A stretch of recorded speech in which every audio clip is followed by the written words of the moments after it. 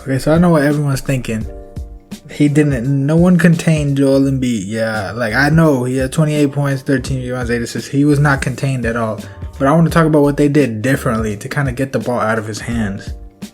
Although they didn't contain him, they didn't let him go off the way he has the past 3 games where he had 36 against the Clippers, 39 against the Nets, and 36 against Dallas. So I want to talk about what they did differently compared to what other teams did. Did it work? Kind of. But, I mean, that's up to interpretation. I just believe that they had a different game plan than what other teams had.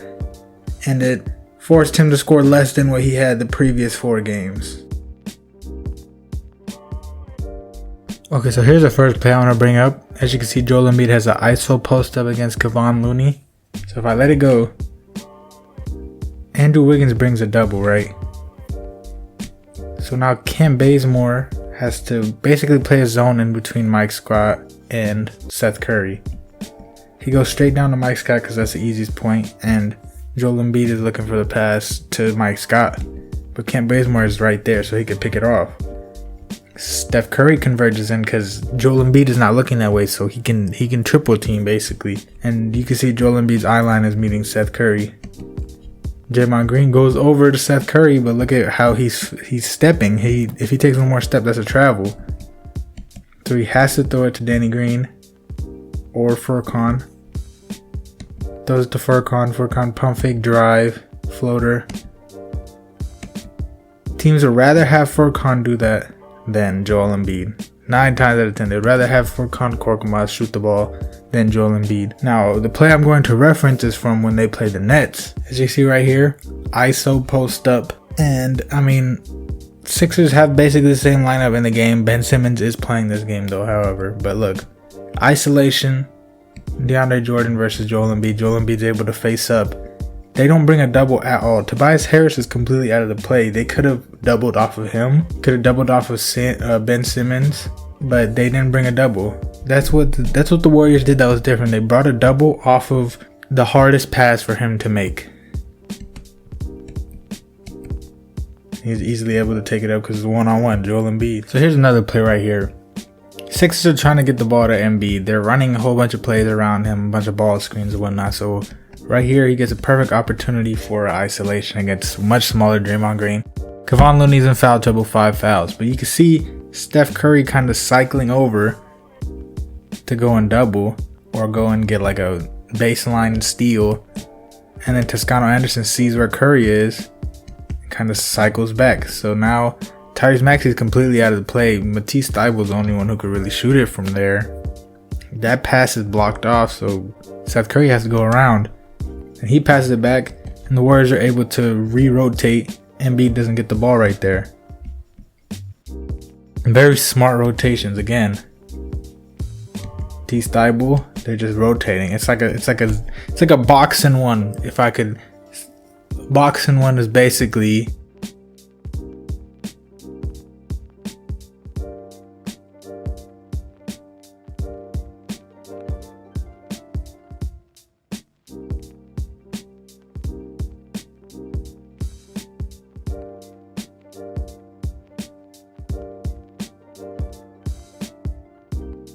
everyone else is kind of zoned out, and then someone goes and doubles Joel Embiid.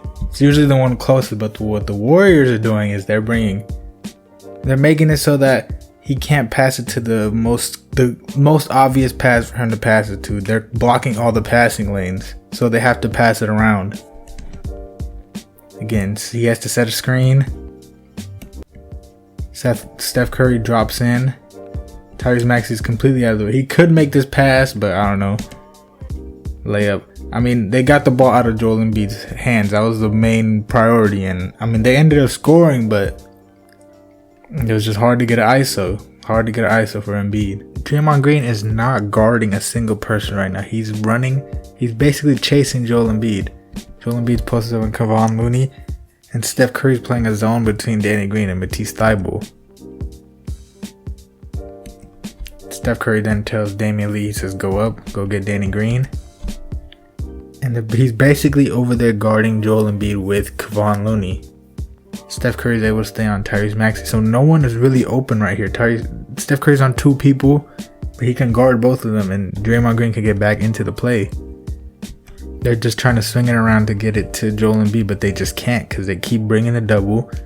And the formation that the 76ers have, it's not allowing anyone to stay open. Steph Curry can go from Thibault to Maxey as many times as he wants. Look, Steph Curry's even in confusion, like, I can't get it to you. And like, they throw it into Thibault, and Draymond Green's already back in the play. They just can't get it into Joel Embiid. It's mass confusion. Now there's only 6 seconds left on the shot clock, and the Warriors just go back to their own men. And you got Joel Embiid versus Kevon Looney, 5 seconds left. I mean, maybe Joel Embiid can make something happen right here. I don't know. I doubt it. He does a step back, shoots a 3. That's a shot you can live with, to be honest. It's Joel Embiid. He's a great player, but that's a really tough shot for anybody. There's another play right here. They keep running ball screens to get Joel Embiid open. And it's just not happening. They keep running screens. They like come around, we'll try and get open. Now with the 76ers, they're wrong right here. They allowed too many people on one side. The Warriors had a 1 person to 2 passing lanes. So 2 people on 3 passing lanes is a lot easier. The court's a lot smaller. Look right here. Tyrese Maxey and Danny Green are right next to each other. Damian Lee could easily play both of those passing lanes. So Draymond Green's able to go help. He's telling him, he's like, all right, go get them. Look, Steph Curry can now play both of those passing lanes. Damian Lee can play both of those passing lanes. Now Draymond Green's basically a safety. Kevon Looney can go up. Basically forcing Joel Embiid to play from the 3-point line. He's telling Steph Curry to go out there. Thibault has to go in. 8 seconds left on the shot clock. Everyone's covered. Draymond Green's his help. He tries to get it past Draymond Green. Easy steal. They just made it uncomfortable for Joel Embiid, and the 76ers were not helping it either. They were not leaving people open. They weren't playing the correct way. You got to space out. You just got to space out. Look, the entire end of the game, the same thing over and over. Isolation with Kevon Looney. Draymond Green can go help. Steph Curry is able to play the passing lane with Shake Milton, who's like 10 feet behind the 3-point line. And Andrew Wiggins is able to play the passing lane with Danny Green. And Steph Curry is able to play the passing lane with Shake Milton and Danny Green. No issues at all. Completely brings a double team. Draymond Green's in front of the passing lane to Shake Milton. And look, Steph Curry's in front of the passing lane to Danny Green. And then Andrew Wiggins passing lane for Steph Curry. It forces, there's no one open. Steph Curry could easily get that steal. Andrew Wiggins can go out to Danny Green. I'd rather have Andrew Wiggins a little further out.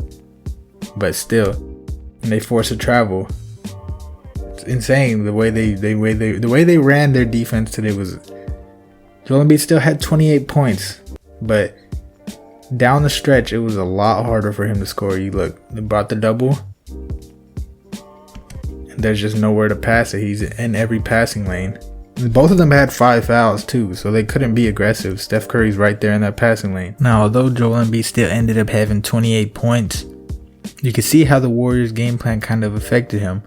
Now, Kevon Looney was mainly setting screens for Steph Curry, so Joel Embiid had to go up on the screens because Steph Curry would let it rain. So that also tired him out. Ben Simmons being out also played a factor. I still think that Warriors had a great game plan coming in, and it affected Joel Embiid, but in the grand scheme of things for Joel Embiid, I don't think it affects him going forward.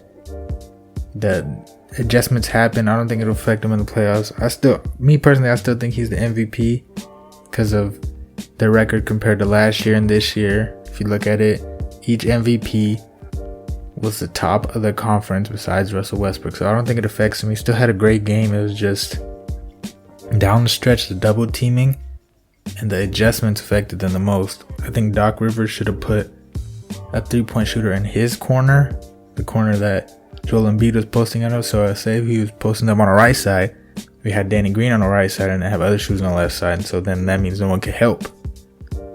Unless it's Danny Green's man. All in all, it was still a great game. Just the Warriors just had a great game plan.